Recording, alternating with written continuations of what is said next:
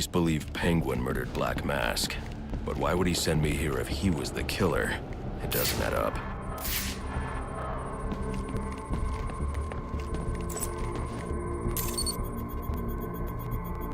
This crime took place days ago.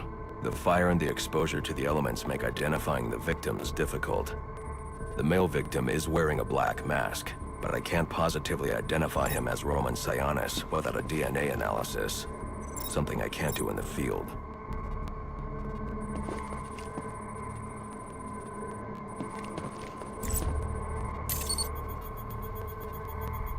I can identify the female victim based on her fingerprints. Tiffany Ambrose, Roman Sionis' girlfriend, or one of them at least. She was no angel, long list of priors, but nothing to indicate she was the target here. The fire spread as a result of a Molotov cocktail thrown into the room. It may have been intended to destroy evidence.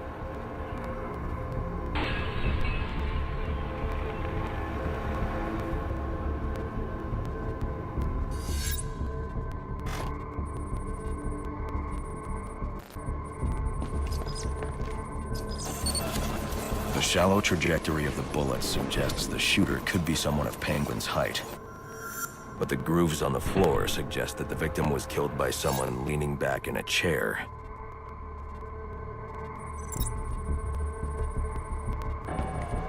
This bullet was fired from a revolver. Ballistics analysis indicates a low angle of trajectory. The shooter could have been someone of Penguin's height.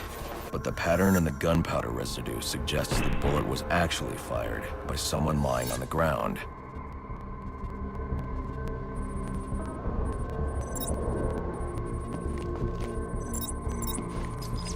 These fingerprints are a match for the Penguin, but they're on top of the soot from the fire. The cops were right. Penguin was in the room, but these prints prove he was here after the murders were committed. If he didn't kill Black Mask, who did? The only thing I know for certain is that Tiffany's shooter was lying on the floor. But why? These white streaks are shoe polish. Whoever shot Tiffany was being dragged along the floor. Besides the victims, there were two other people in the room. Tiffany's shooter, and whoever was dragging the shooter. The location from which the male victim was shot may tell me more.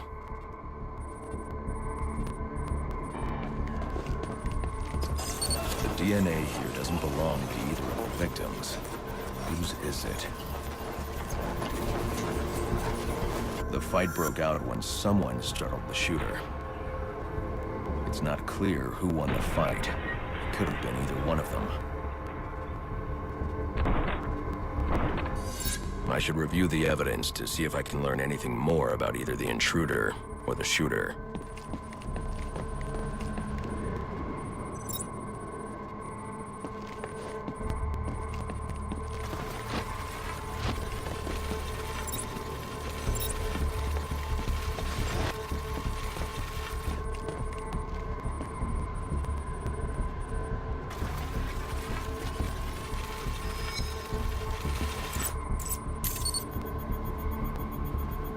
Fabric analysis indicates the intruder was wearing a white suit or sport jacket.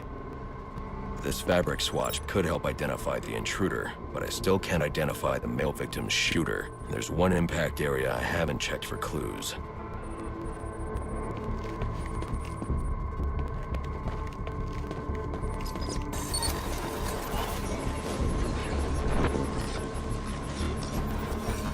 This DNA is from the female victim. The level of oxidation suggests it's been here for several days. If I review the evidence, I may be able to find out what she was doing when she was attacked.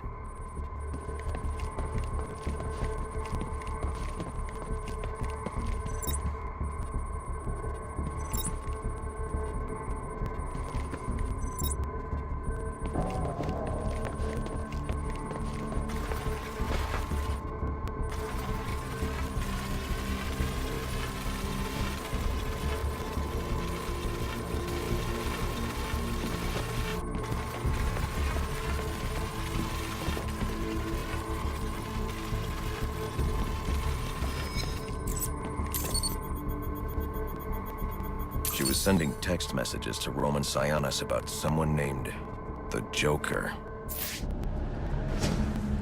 Someone killed Black Mask, but this crime took place several days ago, and I saw Black Mask earlier tonight. The only answers I have raise more questions. Who is the Joker? Was he the killer here? Or is he one of the assassins? I have a body, an unknown shooter, and an unknown assailant who attacked the shooter. I need to match the DNA samples against the records in the National Criminal Database to identify who was in the room.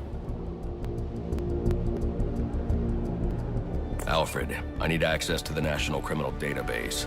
Well, the only way to do that would be to infiltrate the Gotham City Police Department. Then that's where I'm going. Sir, you'd need to physically hack into their servers.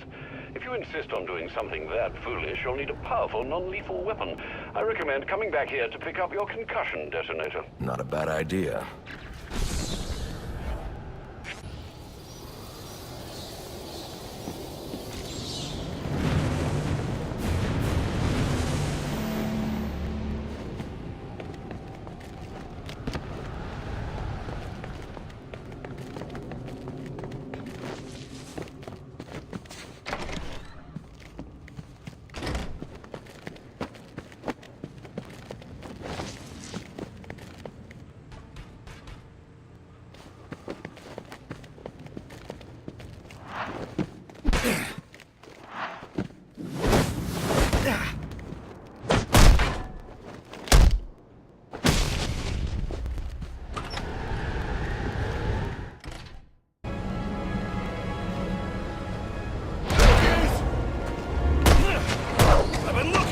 Scrap!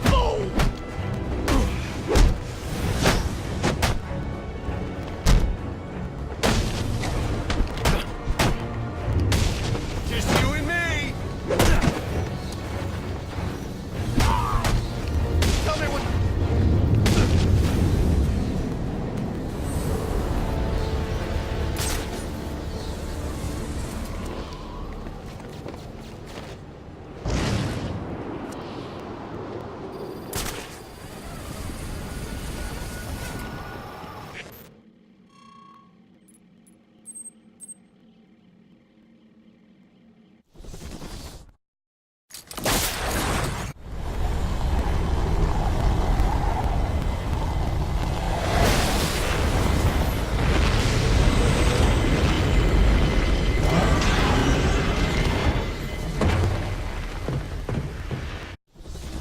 Welcome home, sir. The concussion detonator is on your workbench. Remember, if you use that instead of your fists, you'll do less lasting damage to those police officers and civil servants. Noted.